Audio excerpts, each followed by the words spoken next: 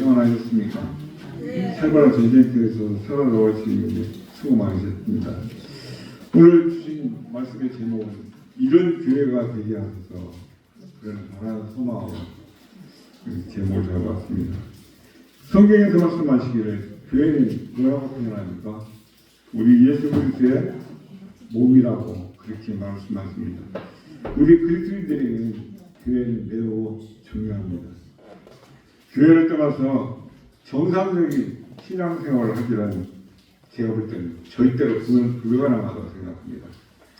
얼마 전에 세상을 떠난 제 친구 후배, 본인은 이제 교회가 눈을 떴는데 막상 삶에서 현장에서는 그 신앙주의 하나님 것이라는 내 우리 집사람 가족들 따르는 건 아무도 동의 안 하는 내 힘이 없는데 그런 생각에 가족들하고 회의 한 번도 안 하고 자격지심에 내가 돋보리를 못하니까 이제 눈치 보는데 거기서 어떻게 할까 11조에 걸려서 교회를 한번 옮겨갔답니다. 조그마한 장학님 거기 가니까 웬걸 새가족 새신자 교육과 갔는데 더 옥죄 되십시오요. 그래서 아뜨거라고는 집에서 인터넷을 뒤져서 옛날 MBC에 캐스트였나요? 아나운서였던 조정현 목사라 그러는 그분의 사이트를 아니요 신고하다시피 그 사이트로 예배드리고 매일 인터넷을 뒤져서 말씀을 듣고 성경책 읽는 것이 한 4, 5년 동안 낙으로 살았답니다. 그러니까 성경을 하도 많이 읽으니까 궁금증이 생기게 저한테 질문을 하는 거예요. 카톡으로 주고받고 전화로 통화하고 그러다가 어느 날 갑자기 자기 손자딸을 보기로 가기 위해서 카톡을 주고받지 못하겠다. 이 사람 이상한데 손녀 바보도 하나 생겼고 그랬는데 그것이 아니라 본인이 몸이 이상이 돼서 병원에 가면서 그렇게 핑계를 댔는데 그만 진단 나온 것이 2개월, 길면 3개월, 2개월 못 버티고 세상을 떠났는데요. 참 안타깝습니다. 제가 본인은 이미 어떤 방법으로든 인터넷을 통해서든 교회를 통해서든 하나님을 알고 예수님을 구주로 영접해서 그리스도인이 되고 천국 백성이 되었다고 하자. 당신의 부인과 당신의 딸을 교육시켜서 그렇게 할 수 있겠느냐? 불가능하다. 결국은 시인도 부인도 그저 그냥 이렇게 하다가 넘어갔는데 모르겠습니다. 하나님이 그 남편을 통해서 하나밖에 없는 딸, 사위, 부인 하나님을 만날 수 있도록 길을 열어주시고 작업하시는지 모르겠습니다만 우리는 기도하고 포기하지 않을 것입니다. 이처럼 교회를 떠나서 우리가 정상적인 신앙생활을 하기는 저는 절대로 불가능하다고 단정 짓고 싶습니다. 그런데 문제는 지상에 있는 교회들이 안전하지 못하다는 것입니다. 이 친구도 그럽니다. 큰 비용, 그 많은 사람들 신축에 사는데 대충 얼마 나오더라. 그럼 교회에서 하는 일은 뭐입니까? 물론 교회가 참 그런 말 못할 부끄러운 일들이 참 많습니다. 오늘도 어떤 교회는 몇십억이 들어오는 그런 데도 있고 몇 억이 들어오는 교회도 있을지 모르겠지만 그런 하나님 앞에 드리는 물질, 하나님 기뻐하시는 일에 얼마만큼 우리가 지출하고 사용하는지도 돌아봐야 됩니다. 그처럼 교회는 많은 연약함으로 이루어진 그 공동체임에는 틀림이 없습니다. 그러기에 때로 우리는 교회로 인해서 저 같은 목회자로 인해서 또 중직자로 인해서 실망하거나 불평하기도 합니다. 그렇지만 실망과 불평은 교회에 그리고 그 불평하는 본인에게 그다지 도움이 되지 않습니다. 오히려 신앙생활에 암적 존재로 어쩌면 본인이 그 생각 그 말 때문에 걸려 넘어지고 스스로 자기 목에 끈을 걸고 뛰어내리는 것처럼 스스로 그런 죽음의 길로 갈 수도 있을 것이라고 생각합니다. 하나님은 비록 이렇게 연약함이 많은 허물이 많은 교회를 그래도 영광스러운 공동체로 세워주셨습니다. 그러기에 우리는 불평하기보다는 하나님께서 원하시는 교회로 갖고 가고자 애쓰는 그런 삶이 더 중요하다고 저는 생각합니다. 오늘 주신 이 말씀을 통해서 그 길, 하나님께서 원하시는 교회로 세워진 그 길을 우리가 찾아보기를 바랍니다. 드디어 여호와의 언약궤가 지성소에 안착되었습니다. 제사장이 그 일을 마치고 성소에서 나왔을 때 성전에서 어떤 일이 일어났었습니까? 우리 10절에 11절을 한번 읽어보겠습니다. 시작. 제사장이 성소에서 나올 때 구름이 여호와의 성전에 가득하며 제사장이 그 구름으로 말미암아 능히 서서 섬기지 못하였으니 이는 여호와의 영광이 여호와의 성전에 가득함이었더라. 제사장이 하나님의 말씀드린 법궤 언약궤를 지성소 안에 안착하고 성소에서 나올 때 구름이 여호와의 성전에 가득 찼다라고 그렇게 말씀하고 있습니다. 그 구름으로 인해서 제사장이 능히 서서 하나님을 섬기지 못했습니다. 그렇다면 이 구름은 무엇을 가리키고 있습니까? 1절 하반절에 말하는 것처럼 여호와의 영광을 상징하고 있습니다.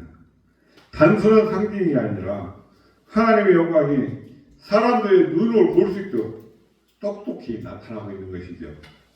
모세가 광야에서 성막을 완공 후에도 그 구름이 성막을 가득 덮었더라고 출애굽기 40장 33절에서 35절에는 말씀을 하고 있습니다. 제가 읽어드리겠습니다. 그는 또 성막과 제단 주위들에 포장을 치고 뜰문에 휘장을 다니라. 모세가 이같이 역사를 마치니 구름이 해막에 덮이고 여호와의 영광이 성막에 충만하며 모세가 해막에 들어갈 수 없었으니 이는 구름이 해막 위에 덮이고 여호와의 영광이 성막에 충만함이었으며 성막도 성전도 여호와 하나님께서 임재하는 곳인 줄 믿습니다. 왕이신 하나님께서 그 백성들 중에 거하시는 왕국이 바로 이 성막입니다. 하나님은 그 왕국 가운데서 임재하시는 증표로서 구름을 우리에게 사용하시는 것을 보여주시고 있습니다. 달리 생각한다면 하나님의 임재하심이 곧 하나님의 영광이 충만하다는 뜻으로 해석할 수 있겠습니다.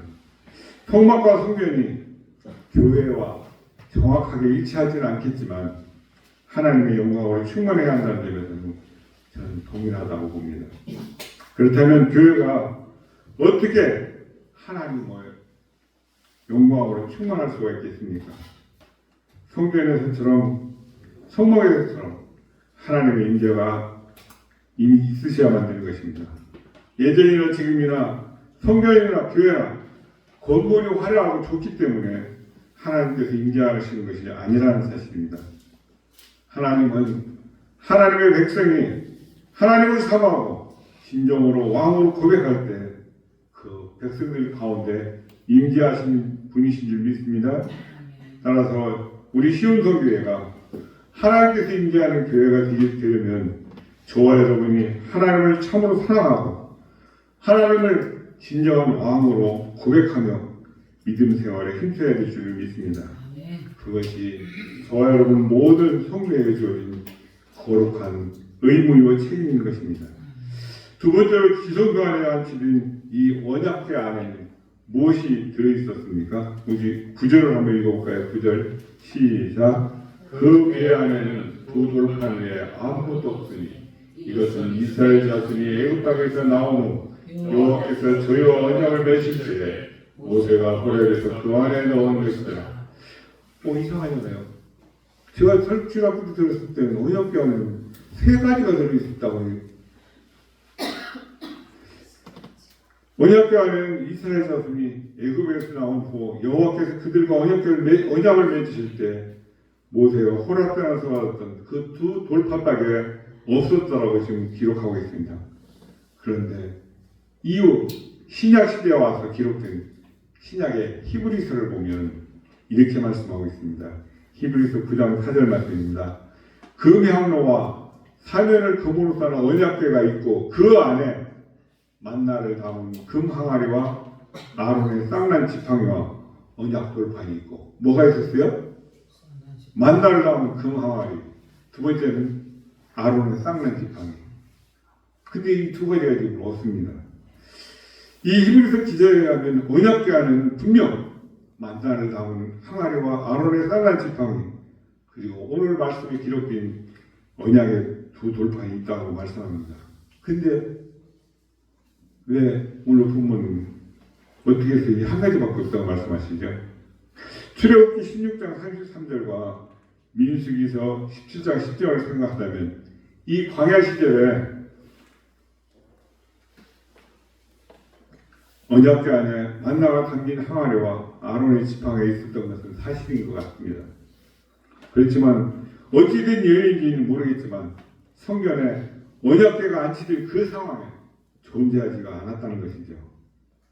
성경이 그 이유를 분명히 말씀하지 않기 때문에 우리는 그냥 추측하고 유추할 수밖에 없는 상황입니다. 지금 시대처럼 모조품을 플라스틱이나 고무로 만들어서 만든 모형이라면 10년이고 20년이고 뭐 썩어서 없어질 때까지 지속도 할 수 있겠지만 실제 먹는 음식이기 때문에 만나와 지팡이에 그 지팡이가 싹나는 그 싹이 오래가지 못했을 것입니다. 그래서 어느 시점인가 그 만나가 됐던 그 망아리와 싹났던 지팡이를 언약궤 내에서 빼냈을 가능성이 크다고 저는 보는 것입니다. 그렇지만 언약의 두 돌판은 변하지 않기 때문에 그 언약궤 안에 법궤 안에 고스란히 담겨져 있었을 것입니다. 이 사실에서 우리는 어떤 교훈을 받을 수가 있겠습니까? 성경 말씀을 따른다면 만나는 하나님께서 채워주신 것을 뜻하고요. 아론의 쌍난 지팡이는 하나님께서 세우신 리더십을 존중하고 따라야 한다는 뜻입니다. 언약의 두 돌판은 하나님의 말씀을 가리키죠. 이 세 가지 모두 교회에 있어서는 매우 소중한 것입니다. 하나님의 채워주심은 늘 감사한 일이죠. 그리고 하나님께서 세우신 리더십 때문에 교회가 든든히 세워지는 것입니다. 그런데 때로는 우리에게 궁핍함이 찾아오기도 하고 세워진 리더들 때문에 때로는 교회가 어려움을 당하기도 하는 것을 봅니다. 가변적인 성격이 있죠. 마치 만나와 지팡이가 언약궤 안에서 빠진 것처럼 말입니다. 그러나 하나님의 말씀은 변하지 않습니다. 언제까지 영원토록입니다. 이 사실은 교회는 하나님 말씀이 반드시 있어야 한다는 것을, 그것도 언제나 하나님의 말씀으로 풍성해야 한다는 것을 우리에게 말씀해 주고 있습니다. 이 세 가지 중에 변함없이 유일하게 지금까지 전해져 온 것은 뭡니까? 교회와 성도들이 영원토록 붙잡고 나가야 될 것은 바로 하나님의 말씀입니다. 우리 교회는 매주 금요일 저를 위해서 기도하시고 우리 지역사회에 있는 교회들을 위해서 이 나라에서 사역하는 모든 사역자들을 위해서 빠짐없이 기도하고 있는 것을 봅니다. 특별히 설교, 하나님 말씀을 전하는 설교자를 위해서 기도 많이 해주셔야 됩니다. 그 설교자를 통해서 하나님 그 순간 사용하시는 하나님 말씀하실 때 우리는 아멘으로 하다가고 그 말씀을 순종하는데 몸부림쳐야 될 줄 믿습니다. 그것이 교회와 성도들이 같이 해야 될 모습이고요. 그렇게 순종하고 지켜나갈 때 교회는 영광스러운 공동체가 되는 것입니다. 이 사실을 결코 잊지 말기를 부탁드립니다. 세 번째로 하나님의 영광이 가득한 때 솔로몬은 하나님께 무엇이라고 말씀을 드리고 있습니까? 그리고 또 백성들에게는 뭐라고 말을 하고 있습니까? 우리 12절에서 13절 읽어보겠습니다. 12절 13절 시작. 그때 솔로몬이 이르되 여호와께서 캄캄한 데 계시겠다 말씀하셨사오나 내가 참으로 주를 위하여 계실 성전을 건축하였사오니 주께서 영원히 계실 소소이다. 솔로몬이 말하고 있는 내가 참으로 주를 위하여 계실 성전을 건축하였사오니 주께서 영원히 계실 소소이다. 이 말은 성전의 의의를 뜻하는 것입니다. 이것은 곧 교회의 뜻, 교회의 의미를 뜻하기도 하죠. 하나님은 어디든지 계시지만 특별히 교회에 임재하신다는 것이죠. 우리는 우리가 드린 예배를 통해서 이 교회에 임재하시는 하나님을 만나게 되는 것입니다. 그러기에 교회는 예배를 통해서 하나님을 만나는 장소인 것입니다. 이것이 교회의 진정한 의미인 것입니다. 그러기에 우리는 참진 예배를 통해서 성도들 한 사람 한 사람이 하나님을 깊이 만날 때 교회는 가장 아름다워지고 가장 영광스러워진 것입니다. 예배를 삼으시길 축복합니다. 아멘. 우리 14절 함께 읽어보겠습니다. 14절 시작. 얼굴을 비켜 이스라엘 온 백성을 위하여 축복하니 그때 이스라엘 온 백성이 설 거라. 솔로몬이 그 모든 이동교를 향해서 축복을 하고 있습니다. 이것은 교회에 관해서 매우 중요한 교훈을 주고 있는데요. 교회는 이 예배를 통해서 하나님을 만나는 곳인 그 동시에 성도들이 서로 사랑하고 축복하는 장소가 되어야 된다는 것입니다. 집사님은, 군사님은, 성도님은 한 주 동안 어떻게 승리하시면서 살았어? 나 이런 힘든 일이었는데 이때 이렇게 했는데 내가 거기를 빠져나온 게 얼마나 정말 감사하고 다행인 일인 거라. 그런 대화가 있어야 된다는 것이죠.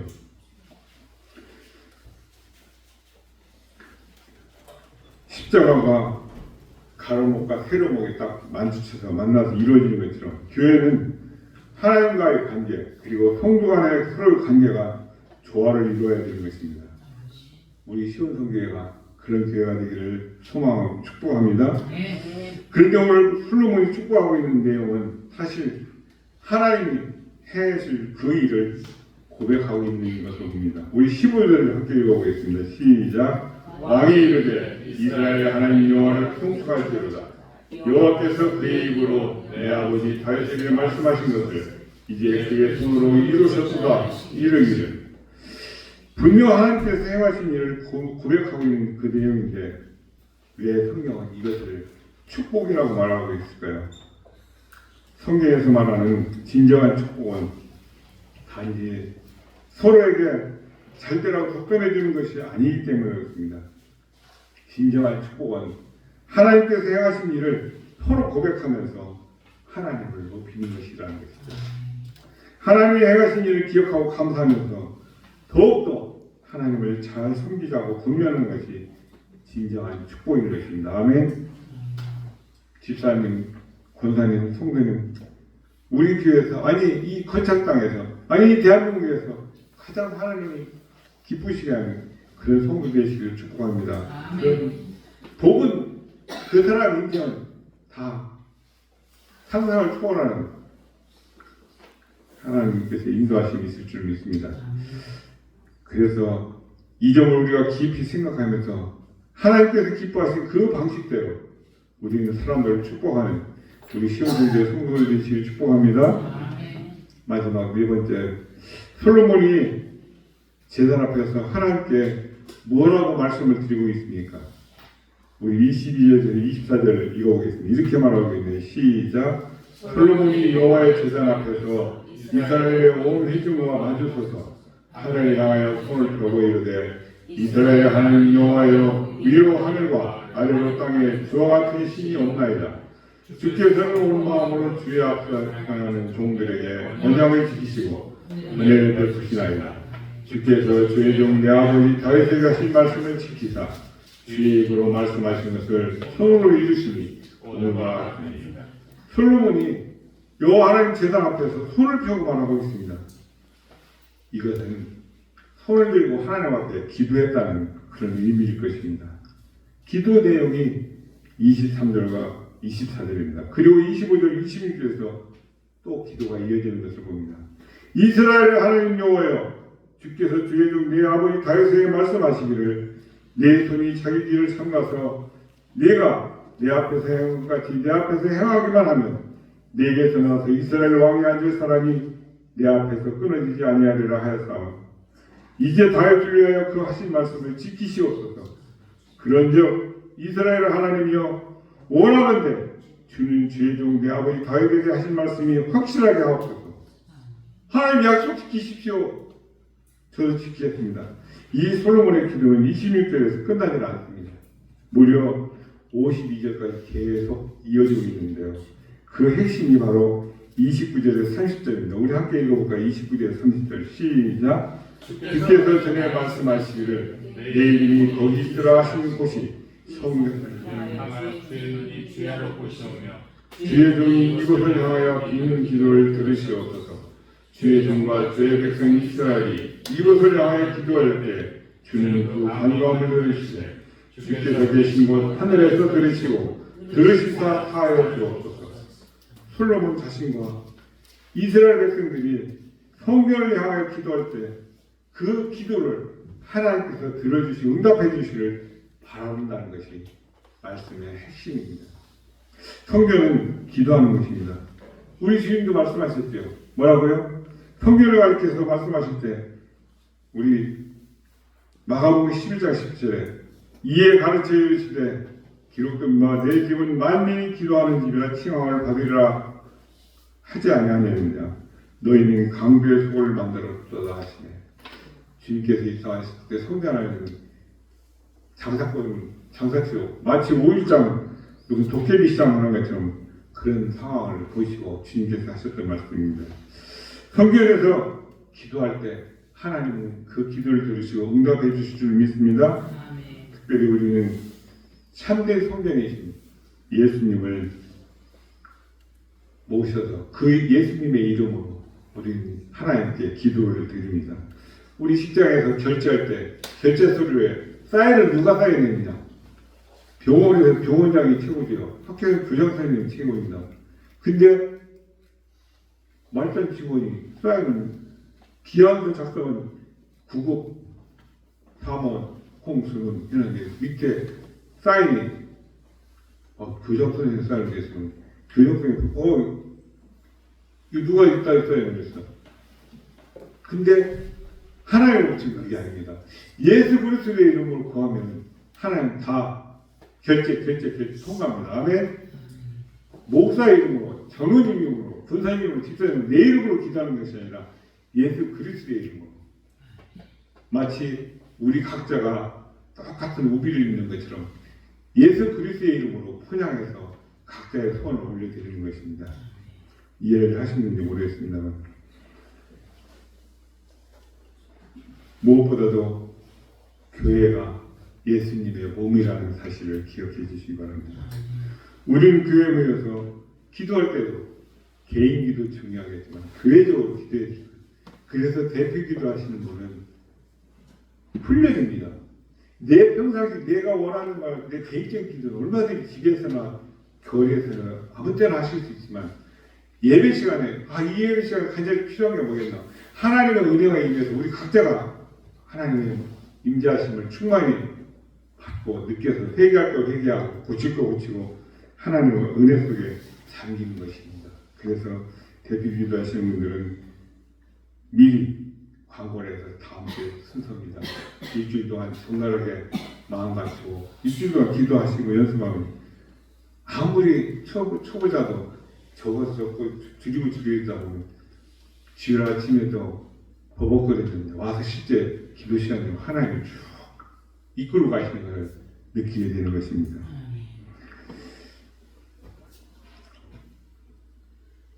우리 시온성교회가 이처럼 오늘 말씀처럼 기도하는 교회가 될 수 있도록 저와 여러분 모두가 힘쓰실 수 있기를 간절히 바랍니다.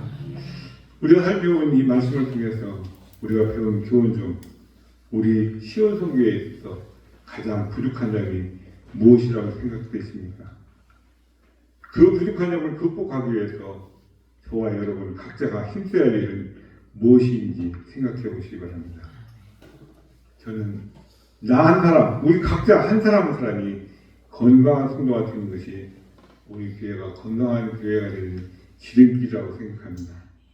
건강한 성도가 되기 위해서 구체적으로 어떤 결심이 필요할까요? 오늘 또 이번 한 주 동안 생각하시고 묵상하시면서 이런 교회가 되게 하셔서 유튜브를 검색하시면 복음성가가 있을 것입니다. 그 가사를 생각하시면서 이런 교회 불가능한 일이 아니라 내가 하나님의 손에 붙들림 받아서 하나님 기뻐하시는 삶을 살면 그 한 사람 한 사람에 모여서 교회를 이루는 것이니까 우리가 바라는 교회가 머지않아 곧 우리 가운데 이루어질 것을 믿습니다. 우리는 교회가 하나님의 영광으로 충만하도록 우리 각자가 헌신해야 됩니다. 가장 큰 헌신은 무엇이라고 했습니까? 말씀 순종하는 것입니다. 헌금 많이 드리고 일 많이 봉사 많이 하고 뭐 없는 금 사다가 예배한 건물에다 금 취하는 게 큰일하는 게 아니고 가장 큰일, 가장 소중한 일은 말씀 순종하는 것입니다. 혹여 교회에 부족한 연약함이 여러분 눈에 보인다면 불평할 것이 아니라 늘 말씀드리지만 저거는 내가 할 일이구나. 하나님 나보고 네가 이렇게 해라. 네가 키워라. 네가 행하라. 내 눈에 보이게 하셨구나. 그렇게 생각하시면 틀림없을 것입니다. 그 연약함을, 그 부족함을 극복하기 위해서 우리 각자 내가 할 수 있는 최선의 노력을 다할 때 우리는 그런 교회, 이런 교회가 될 수 있는 줄 믿습니다. 성령님을 의지하는 동시에 나 스스로 건강한 교인이 되는데 최선을 다함으로써 건강한 교회, 하나님의 영광을 나타내는 그런 교회를 세워가시는 저와 여러분이 주님의 이름으로 축복합니다. 자비로우신 아버지 하나님, 은혜와